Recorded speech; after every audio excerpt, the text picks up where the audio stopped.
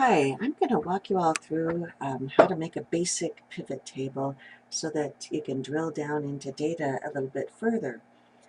To me, pivot tables are a bit of a miracle because, as you saw in my other video, sometimes if I want to count specific items, I use the COUNTIF uh, function in Excel, and that's sort of what I grew up with. So pivot tables do a lot of things like that just automatically, so it's really kind of cool.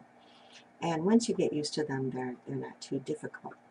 So for Excel version 2010, which is what I have, I need to first highlight all of the data, and rather than just click, I believe with 2013 you can just click anywhere on your data and Excel will just detect that you want this whole big wedge of data to analyze. But I need to tell it specifically what the range is of what I want to do.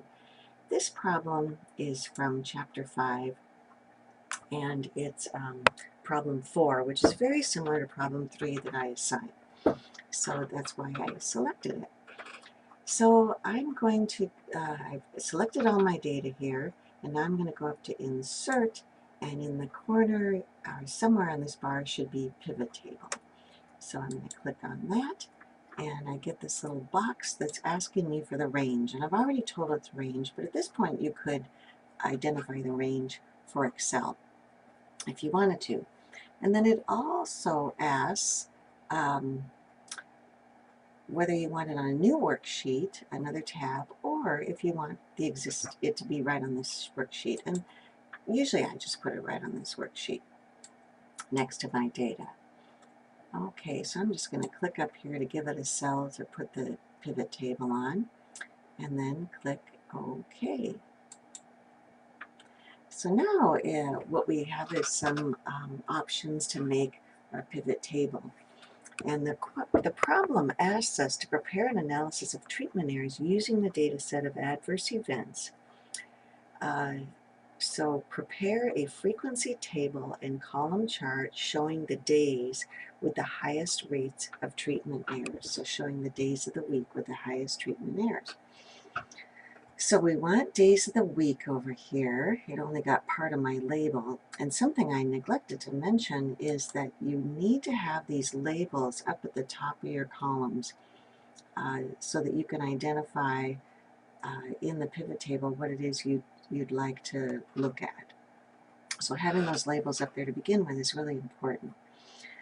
So we've got the days of the week, and then I want to click on events. Events has all these different types of events, medication errors, patient falls, and so forth. So those are the adverse events.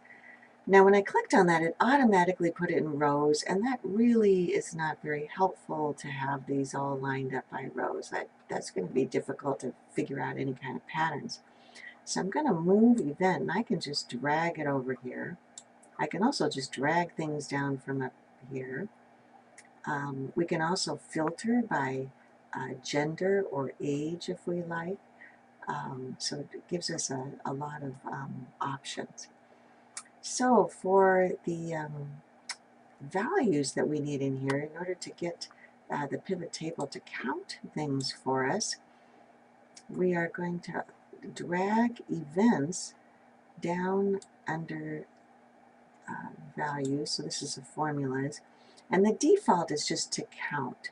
But we can do other things. We can, let's see, if I right click on this, it should give me an option to do other things. Let's see. If I go up here, summarize the values by average, min, max, and so forth, or the sums. So we're doing the count. And then it automatically gives me a total down at the bottom and a total down at the end. So I can see by days of the week that the adverse events really don't vary very much, interestingly. So Saturday is just as bad as Monday, it looks like. But in drilling down a little further, we can see that some of these values are above others. For example, medication errors on Monday are higher than others. So just eyeballing it, we get an idea of what might be going on here. But of course, just like any data set, it brings up more questions that it answers. Now, once I've got this table, I can do other things. I can what I find frustrating though about pivot tables is that what I would like to do to get an idea if these numbers are above and below the average is to have an average row here. And I couldn't figure out how to do that when I was fooling around with this before I made the video. I know there's got to be a way, but I couldn't. So I would just go do the old-fashioned way of just having an average perhaps down here.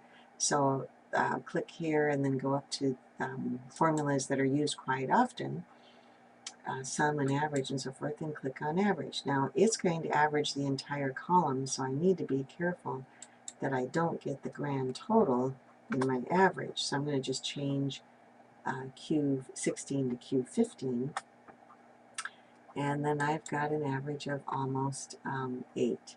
And I'm going to decrease the decimal here. Maybe I'll just make it a whole number, 8. And then I'm going to just copy that all the way across. And so now we see, it's kind of interesting, that on Sunday, for some reason we have more infections picked up, which frankly doesn't make much sense because our infectious disease specialist probably isn't there on Sunday. But it does look like medication errors on Monday are quite a bit above the average. The other thing I might do is calculate a standard deviation, perhaps to see how many standard deviations above and below these are, or things like that. So I'd start fooling around with this chart a little bit more to get some more information. If you click anywhere on the chart, you can click on Analyze, and you can do things like make a graph. So we can click on Pivot Chart and make a graph over here. And this is going to have all of the days of the week and all of these things, all of the different adverse events. Whoops. What I want to do is get down and say, let me move this up a bit and say OK, just so I can get this out here where people can see it. This is really very busy, so I've already eyeballed this and thought, gee, medication errors and patient falls are pretty darn high. So something I might do is go up to column labels, and then when I click on that, I get all of these adverse events. So say I just want to have a graph with a few things. So I'm going to unclick surgical error, lab. Infection is kind of interesting. I might keep that. Okay, and then I get a chart that's just a little bit more manageable. Now I've also taken those out of the overall pivot chart as well when I did that. But then you get just to play around with this a bit more to see if we can identify any patterns. And it does look like patient falls increase a bit as the week goes on for some reason. But of course, this is for the whole hospital, and so it may be that we want to look at this with a pivot chart by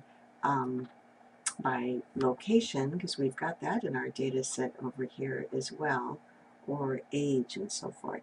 So it just gives you another tool to be able to drill down into the data to look for patterns.